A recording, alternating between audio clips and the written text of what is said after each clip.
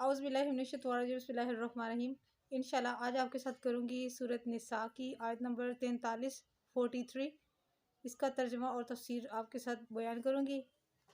इसमें आपको मैं ये बताऊँगी कि किन हालात में मर्द बगैर गुस्ल किए, हवा मौसम सर्दी का हो या गर्मी का हो, किन हालात में ऐसी कौन सी सिचुएशन है जिनकी वजह से इंसान नमाज अदा कर सकता है। क्योंकि नमाज में कोई छूट नहीं है, किसी को भी छूट नहीं है। जिस उम्र में नमाज फ़र्ज़ हो जाती है उसमें नमाज को आप हर तरीके से लाज़मी अदा करेंगे, क्योंकि रोज़े का कफ़ारा है, हर इबादत का कफ़ारा है सिवाय नमाज के। नमाज हर हाल में पढ़नी है, नमाज की कोई छूट नहीं है। बिस्मिल्लाहिर्रहमानिर्रहीम।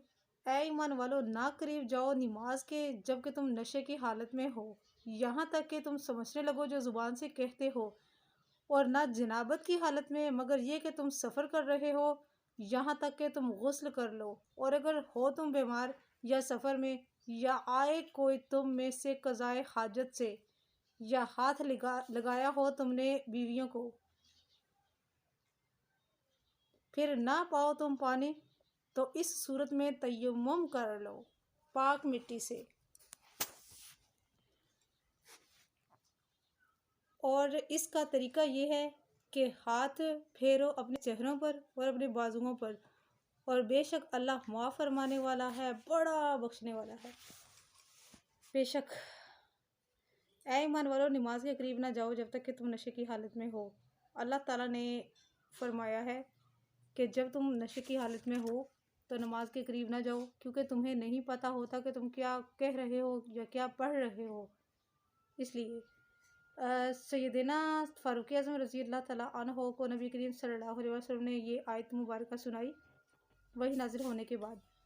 तो आप रज़ी अल्लाह ने हाथ उठाकर दुआ की, या इलाही, शराब के बारे में कोई वाज़िह हुक्म नाज़िल फरमा दे। तो अल्लाह ताला ने सूरत बकरा की आयत नंबर 219 नाज़िल फरमाई कि इन्नमल मैसिरु वल ख़िम्री ला युहिल्लुल्लाह, तुम्हारे लिए शराब और जुए को हराम करार दिया गया। फिर दुआ फरमाई, ए अल्लाह, कोई और वाज़िह हुक्म नाज़िल फरमा। तो अल्लाह ताला ने सूरत मुआहिदा की आयत नाज़िल फरमाई जिसमें 500 और वो हाथ देखने वाले, ये सारा जिसमें तज़किरा है ना, ये वाला कि सितारों से उम्मीद लगाना या इस तरह करके सारा कुछ, ये बहुत लंबा प्रोसीजर है। इंशाल्लाह टाइम आने के साथ साथ मैं आपके साथ बयान करूँगी।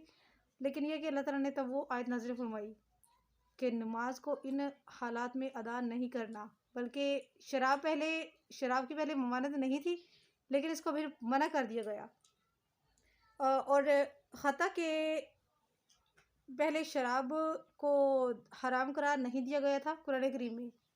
तो उस वक्त बहुत से सहाबा इकराम ड्रिंक करते थे। तो इवन हज़रत अब्दुल रहमान बिन औफ़ रज़ी अल्लाह ने सैयदना हज़रत अली मुर्तज़ा रज़ी अल्लाह की दावत की अपने घर में। इन्होंने पहले खाना खाया और कुछ मशरूबात वगैरह पिए, और फिर इन्होंने शराब पी। और इनमें से एक ने कहा कि नमाज का वक्त हो गया है, चलो अब नमाज अदा करते हैं। तो नमाज जो अदा कर रहे थे, एक रिवायत में आया है कि वो हज़रत अली इमामत कर रहे थे, 3-4 लोग थे ये, और दूसरी रिवायत में आया है कि अब्दुल रहमान बिन औफ़ रज़ी अल्लाह थे।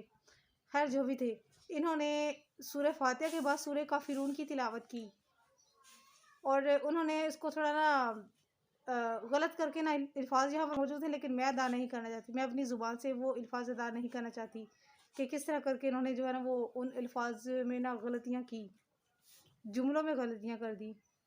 अल्लाह ताला ने ये हुक्म फरमा दिया कि नमाज की हालत में ना करो।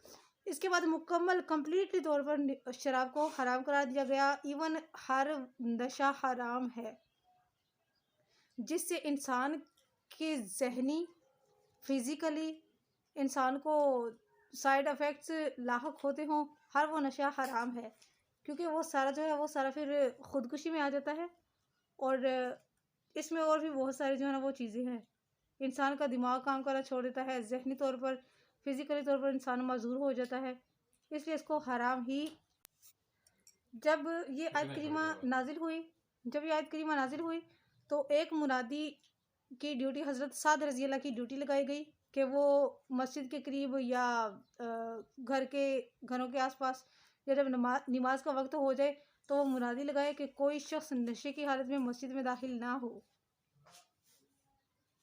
ये टॉपिक तो हो गया कंप्लीट, नशे का और शराब का ये हो गया कंप्लीट। अब मैं आपके साथ बयान करती हूँ कि अगर पानी ना मिले तो ऐसी सिचुएशन में आपने क्या करना है। अच्छा, हुआ यूँ कि पहले हज़रत मोहम्मद सल्लल्लाहु अलैहि वसल्लम ने मना नहीं फरमाया था, क्योंकि लोगों का रास्ता जो है, लोगों के घरों का जो रास्ता है वो मस्जिद से गुजर के जाता था, यानी कि उस मस्जिद के अंदर से गुजर कर वो लोग अपने घरों की तरफ जाया करते थे। तो फिर नबी करीम सल्लल्लाहु अलैहि वसल्लम ने सबको मना फरमा दिया कि आखिर में वक्ते विसाल से कुछ अयाम पहले उन्होंने फरमाया कि सब के सब लोग अपने घरों के दरवाज़ों को बदल दें, चेंज कर लें, क्योंकि कोई भी शख्स हालत जनाबत में मस्जिद के अंदर से ना गुज़रे। बाज़ उलमा के नज़दीक मस्जिद से ऐसी हालत में गुज़रना जायज़ है अगर उनका रास्ता हो, लेकिन वो वहाँ पर ठहरेंगे नहीं मस्जिद में, वो लगातार तेज़ी से गुज़र जाएंगे। और दूसरे उलमा के नज़दीक इसका हुक्म ये है कि लोग गुज़रेंगे ही नहीं, लोग हालत जनाबत से में गुज़र ही नहीं सकते, क्योंकि हुआ यूँ कि सदीक़ अकबर रज़ी अल्लाह ताला अन्हो को नबी करीम सल्लल्लाहु अलैहि वसल्लम ने छूट दे दी थी। वो इसलिए दी थी कि पहले खलीफा इन्होंने ही बनना था। आप अलैहिस्सलाम ने फरमाया, आखिरी अयाम में फरमाया, अबू बकर सदीक़ के अलावा किसी को इजाज़त नहीं है कि उसके घर का दरवाज़ा जो है वो मस्जिद के पास हो। उनके अलावा सब के सब लोग अपने दरवाज़ों को चेंज कर देंगे, क्योंकि सदीक़ अकबर ने लोगों के दरमियान फ़ैसला करना होगा। बहुत से अहकामात उन्होंने, बहुत से उमूर का उन्होंने हुक्म देना होगा। उन्होंने मतलब जो लोग जिन मसाइल के लिए आएंगे उन्होंने वो मसाइल हल करने होंगे, इसलिए ये छूट सिर्फ सैयद सदीक़ अकबर रज़ी अल्लाह को दी गई, बाकी ईमान वालों को नहीं दी गई। क्योंकि इसमें ये हुआ था कि कुछ लोग मस्जिद से पानी लेने के लिए जाया करते थे, चाहे वो अपनी लड़कियों को भेजते, बहनों बेटियों को, बीवियों को भेजते थे, और वो भी महीज़ हुआ करती थी, तो पहले वो उनको भेजा करते थे, लेकिन उन्होंने मना कर दिया कि कोई भी नहीं आएगा। क्यों? इसके बाद इससे पहले ये हुआ था कि सईदा आयशा सिद्दीक़ा रज़ी अल्लाह ताला अन्हा को नबी करीम सल्लल्लाहु अलैहि वसल्लम ने फरमाया कि जाओ मेरे लिए मस्जिद से चटाई लेकर आओ। उनको कोई काम हो, नबी करीम सल्लल्लाहु अलैहि वसल्लम को शायद मेहमानों ने आना हो, जाओ चटाई लेकर आओ। तो सईदा आयशा सिद्दीक़ा फरमाती हैं, ए अल्लाह के रसूल, मैं महीज़ा हूँ, हालत हैज़ में हूँ। तो आप अलैहिस्सलाम ने फरमाया, इसमें तुम्हारा कोई कसूर नहीं है, ये अल्लाह की तरफ से है, जाओ तुम चटाई लेके आओ। चनाचे सईदा आयशा सिद्दीक़ा चटाई लेने के लिए चली गई, वो चटाई लेके वापस आ गई। इस हुक्म के तहत बाज़ उलमा का है कि अगर किसी सफ़र की वजह से या किसी और हालत की वजह से, क्योंकि बहुत से लोगों के घर में वहाँ पर पानी नहीं होता था, तो वो मस्जिद में पानी लेने के लिए आया करते थे, लड़कियां हों या लड़के हों, मर्द हों या औरतें हों, वो लोग आया जाया करते थे, उनको छूट थी। और बाज़ उलमा के नज़दीक वो छूट ख़त्म हो गई थी, उसके बाद वो कोई छूट नहीं रही, क्योंकि इससे गंदगी, बिकॉज ऑफ लेडीज़, इससे गंदगी का ख़तरा हो सकता है और नापाकी का ख़तरा हो सकता है, मना कर दिया गया। लेकिन दो किस्म के उलमा के दो ही अक़वाल हैं इसमें, कि चले जाएं और दूसरे का है कि ना जाएं। किसी सूरत जो है ना वो जाना ही नहीं है, बिल्कुल ममानत कर दी गई है इसकी, ये चीज़ है। तो ये थी मेरी आज की वीडियो ब्राय में। और तयम्मुम को मैं आपको बताती हूँ कि तयम्मुम करने का तरीका तो खैर सबको ही पता होगा, अल्लाह ताला ने वाज़ेह फरमा दिया है, वो काफ़ी है। क्योंकि इसमें हालत जनाबत में हो या सफ़र में हो या लाइक पेशाब वगैरह किया हो, आपके पास पानी अवेल नहीं है, तो आप मिट्टी के साथ तयम्मुम करके नमाज अदा कर सकते हैं। खवा आपको 3 दिन लग जाए, 5 दिन लग जाए या 7 दिन लग जाए, आपको इस हालत में अगर नमाज़ पढ़नी पड़े, पानी आपको मैसर नहीं है, तो आपने नमाज को नहीं छोड़ना, नमाज आपने हर सूरत में लाजमी अदा करनी है।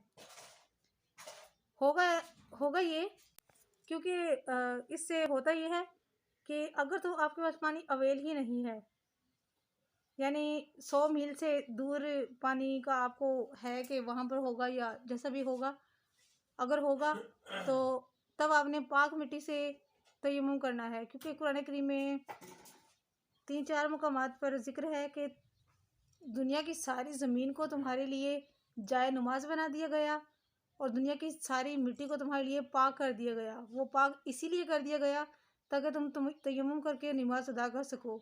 अगर तुम्हें मस्जिद आसपास करीब तर नज़र नहीं आती तो तुम पूरी दुनिया की ज़मीन में जहाँ चाहो नमाज अदा कर सकते हो। ये चीज़ है।